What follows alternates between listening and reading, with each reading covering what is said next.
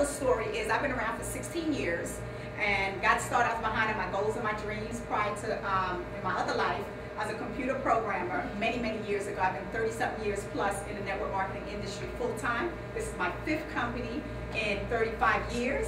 I don't usually leave companies, they leave me. And Ameriplan, what I really heard is that they cut checks daily. Number one, we're looking for dental for my family. So it was a perfect fit. Then I heard that there was opportunity attached to it. And they also said something about daily pay. I said, what, daily? I don't even know what daily pay? If I do something, you'll send me a check? So I was like, yeah. They said, yeah. I said, okay. So I just went ignorance on fire. I didn't understand the marketing plan. I didn't understand any of that stuff. I just did exactly what they told me to do, put business on the books, I'll get a check. I did that to the tune of 12 to 13 checks every single week for 3 to 4 months before I really kind of started understanding what the comp plan was all about. And what basically happened with many people, most people wait to try to figure out. You ever talk to people that you sign up and they're like, well, I'm waiting for my kid. I'm like, hey, there are no IBOs. This is a memo. There are no IBOs and members in that kit. By the time the kid comes, you want to make sure that you at least at RSD or got a couple of checks. So that's the memo. So anybody in this room have people that have always said to you or say to you periodically, "Oh, I'm just waiting for the kid." Yeah.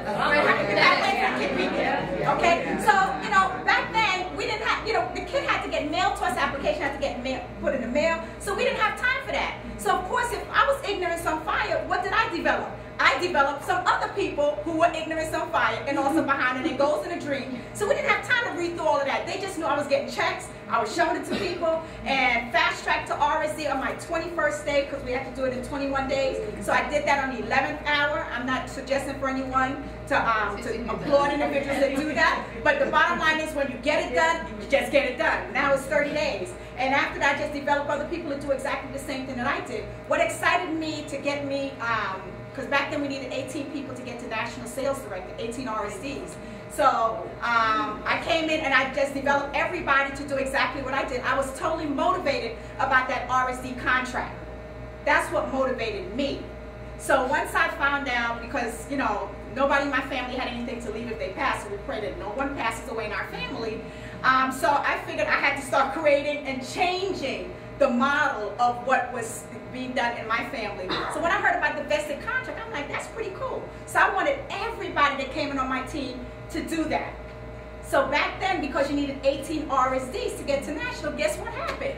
You got 18 RSDs? Yeah. And because I had because you could control putting RSDs on and growing your business there, but then get to senior, that's a whole nother story because now you have to develop other people, to do exactly the same thing. And that's why many of us get stuck right here in this. How many people agree with that? Okay? You have to, you can't be in control of developing people to develop senior regional sales directors, but you can certainly develop RSDs. You can develop IBOs simply because that's in your control. Here, where we at today, many of you, if you could have done it all by yourself to get you to national, stand up if you would have afraid to be a national sales director.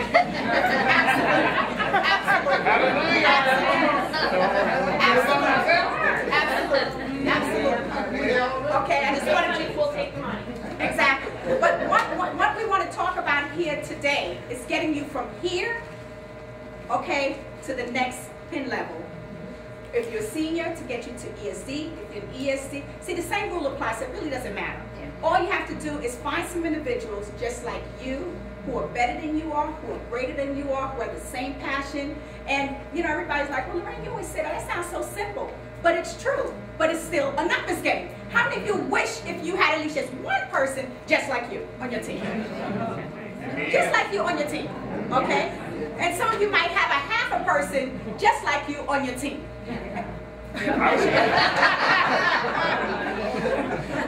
But the world here that we have here in Ameriplan, so that's my little background. I fast-tracked to National Sales Director, got a promotion, it's called a Legend Award, and it was for $10,000, the first person to get to National Sales Director within a 7-month period, and I got in there, I needed that $10,000, I was going and going, and I thought I was competing with everybody, and 120-something days later, I became a National Sales Director, and beat all company records and all that. and I was looking to see who else was getting it, I was competing against my own self. Okay? I was competing against my own self because we didn't have all of what you have today. Okay? And the key is you can look and see what others are doing, but you got to look in the mirror, and that's the person that you need to be competing with. The person, the man or the woman in the mirror. Am I right, Paula? That's true. It's absolutely true. You have to do it yourself. You have to wake up every day and be totally excited and totally in it. And Paula, you know, as a senior regional sales director, okay, I know your goal is to get to MVP, certainly to national sales director. But what can you share? What can you share? Because there's a lot of pitfalls, you know, why you're not at an executive sales director right now, right. And certainly if you're not an executive, you know, a senior executive or national, what are some of the pitfalls that you found? You know, you've already had a lot of experience in direct sales and all of that, but what would you share with us, if you don't mind sharing? What are some of the pitfalls? Can you give us 3 pitfalls that probably have you not to the next position yet? Okay. And, you know, we didn't plan this, so these are off the cuff. I would say, you know, when I got to, you know, that momentum from that March brought me Casey and Letitia and Jennifer. My 3 RSDs, my first 3 RSDs came from that month, that momentum, I'm telling you. Makes a big difference. But what happens is, I think for a lot of us, we get very distracted because now we've got our 3 RSDs and we immediately start looking for the next promotion, which is great. So what happens sometimes is we start to not pay as much attention to our frontline recruiting because we want these 3 people to do this. And I think sometimes we want it more than others. Not these 2 are on fire. The people are, you know, they're excited about it, but when you transition from the frontline recruiter to developing leaders, now you're in a leadership position. I think, you know, I try to read a lot of personal development books because I'm going to share that information with others. But now, if you've got people that are now racing to SRSD, then we have to go 2 levels down, and you have to inspire those folks that are in that second level. And I don't know, it's just, I think the hardest thing, and I mentioned this to you in this other company, we had some great leaders there, and they always used to say, stay in your own lane. And I think a lot of times what we want to do is we want to get somebody to that other level. They might not want to get to that level. They, you know, one of my RSDs is a full-time job. So she's not in it, she doesn't have that sense of urgency to do it. She's going to be doing it. But, so what we do is instead of just kind of running our race and doing the recruiting, we want to get behind them now, move over to their lane and start pushing them a little bit. And start doing other things and kind of neglecting some of our own business and frontline recruiting. And, you know, when you want to identify those leaders in your group, if they're not there, then you still have to, then they're out there somewhere. You just have to find them and get them on your team. So I think that staying in your, continuing to frontline recruit and finding those leaders, because those leaders do rise to the top. They will show themselves. Some people take a little bit of time. So I think that that's probably, for me, the hardest thing is I get very distracted.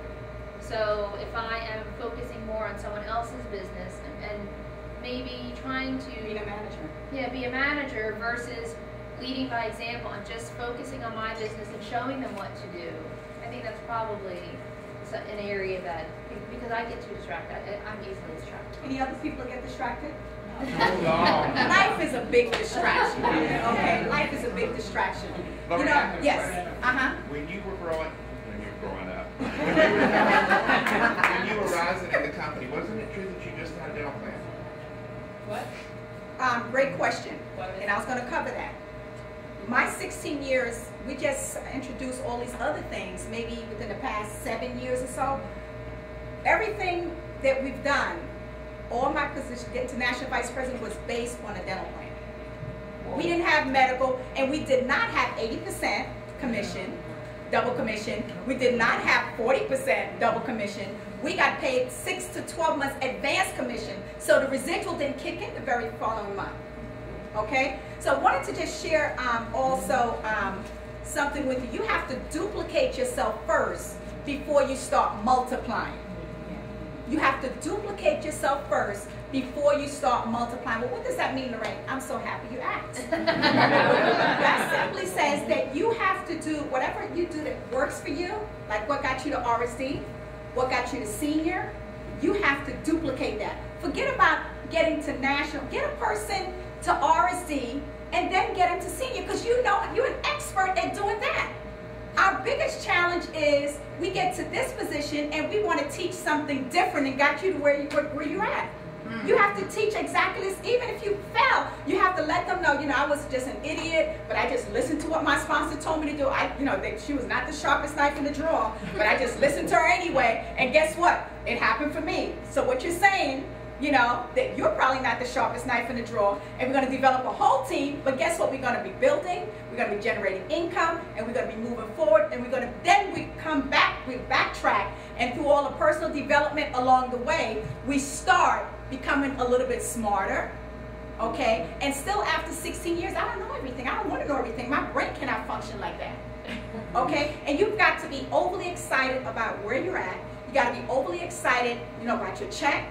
If your check is not where you want it to be, that's no one else's fault but your own. Like David asked the question. David and Goliath. David asked the question, okay, as far as, I just bought your book while you were talking.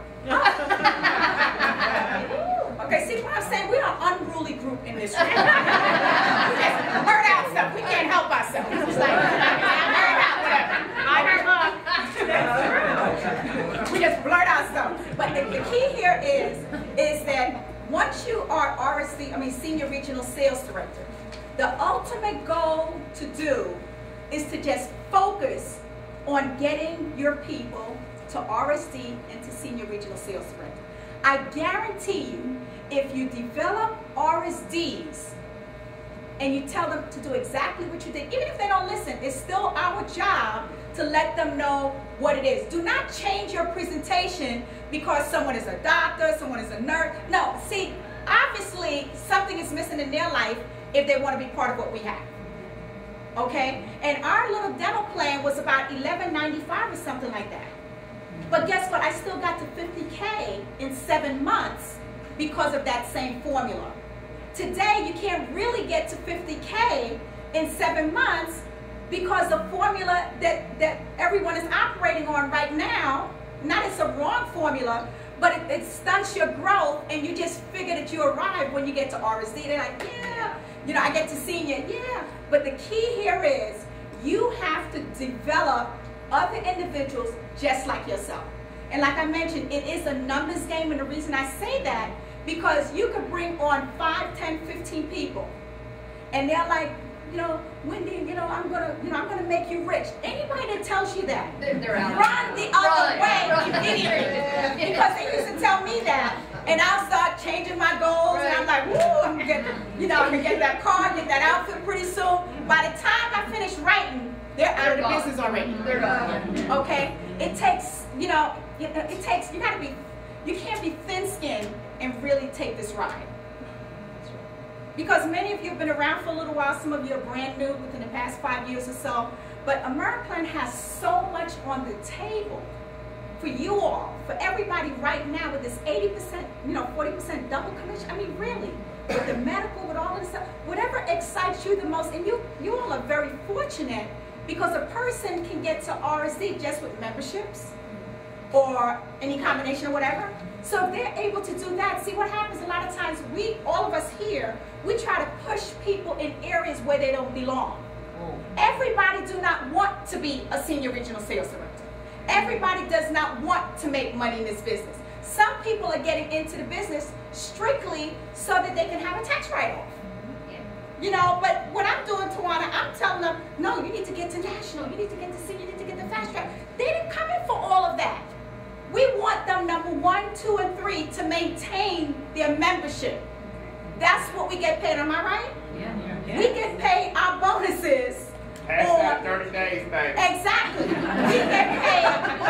get paid on that. So we need to keep people in perspective. As a senior regional sales director, this is the upper management position here. So even if you're here for 10 years, 15, see, it doesn't matter. What if your check is, $5, $10, $15,000 and you're a senior regional sales director or an executive? Are you upset? No. See what I'm saying? But the key is that you want to do both at the same time. And people always ask me, well, Lorene, should I recruit or should I enroll members? I say, personally, you want to do both. Because if you are in a canoe and you only use one oar, what's going to happen? You're going to go in circles. But if you use both oars, what's going to happen? You're going to go straight ahead. That's why you want to enroll members and also sponsor. Mind you, I didn't say recruit. Sponsor IBOs. So if you're doing both, you're putting a lot of numbers on the books, and you always want to make sure what's in it. Everyone listens to the same radio station, WIIFM. What's in it for me?